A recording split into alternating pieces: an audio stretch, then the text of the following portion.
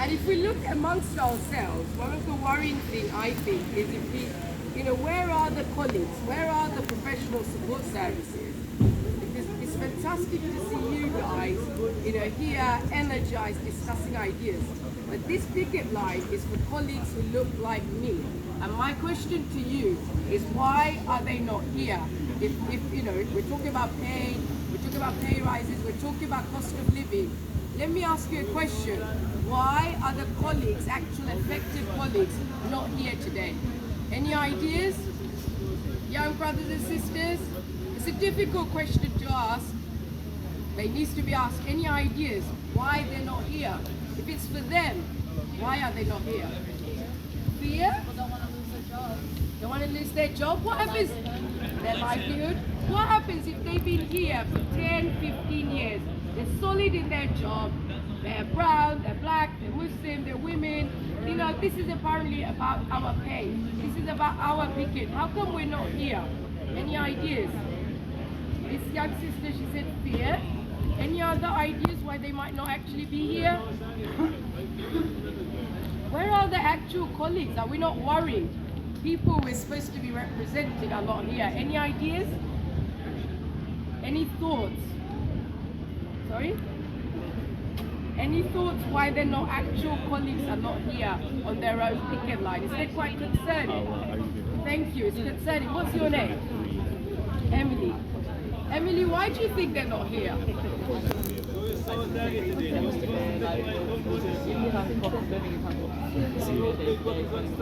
But they're not going to be fearful if they had the job for 10, 15 years. Why do you think they're not actually here?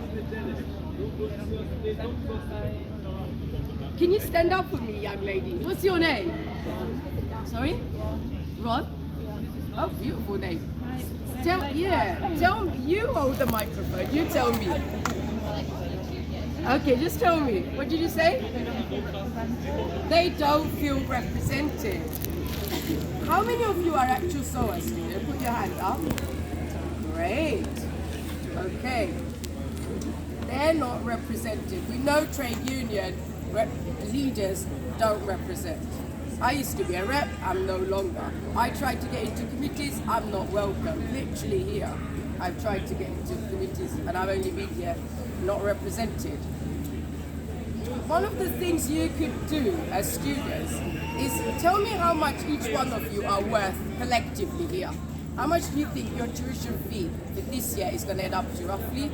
A couple of you here. Quite a lot. If you think about it, who's more powerful, the leaders in there or you? It's you. You hold the power. So I'm not going to stand over there because you guys should be over there. And this is why I think unions now need to be held accountable to represent us, because otherwise this is quite shambolic. It's quite shambolic. And if we also look amongst yourself, look at the demographic. What about students that are Muslims? That are, how do we include them? It might also come to yourselves to think about your culture. Do we allow, women only kind of social gatherings? Do we start to change? Do we acknowledge Muslim views on matters such as LGBTQ that are not going to be aligned? How do we work with different people? Otherwise, we'll just continue this and people are switched off. And the question is, what is it what do you think would have actually brought us to the, that kind of engagement? Because clearly pay isn't engaging us.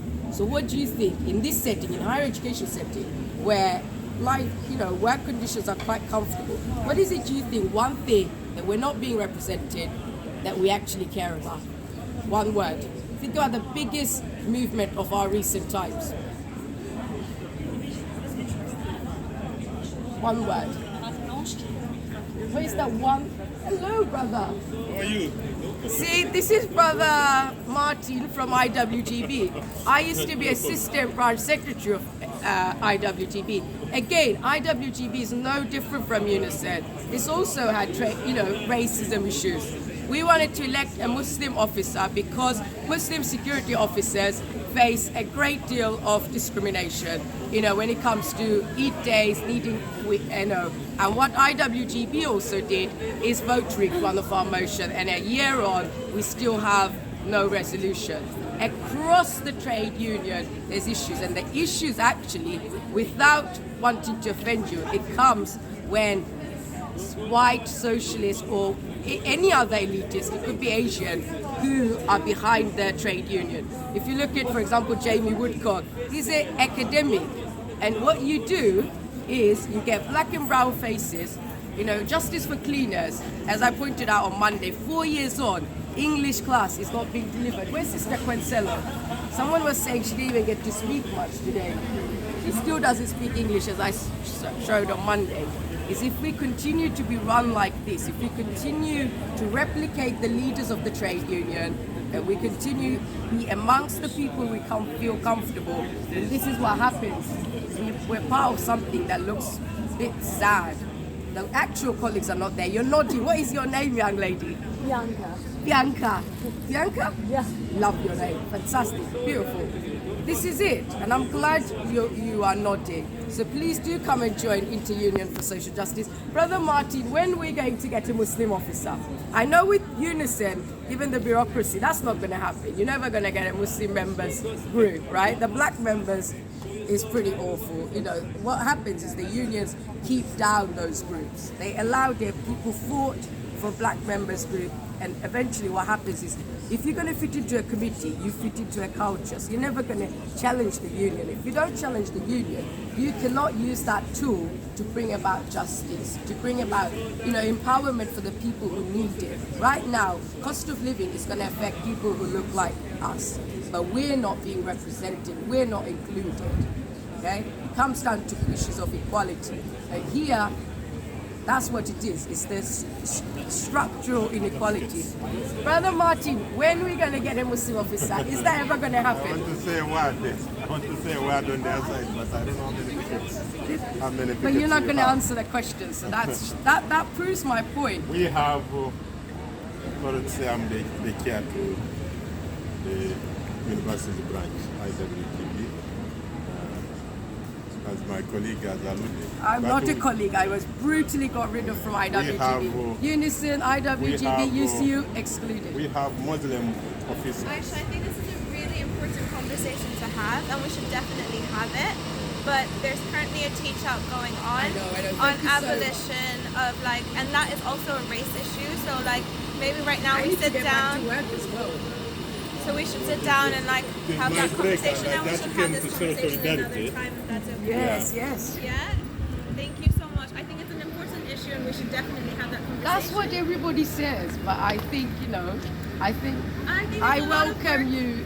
There's a lot of work being done around it as well. I mean, let's sit down and have a conversation as a community together.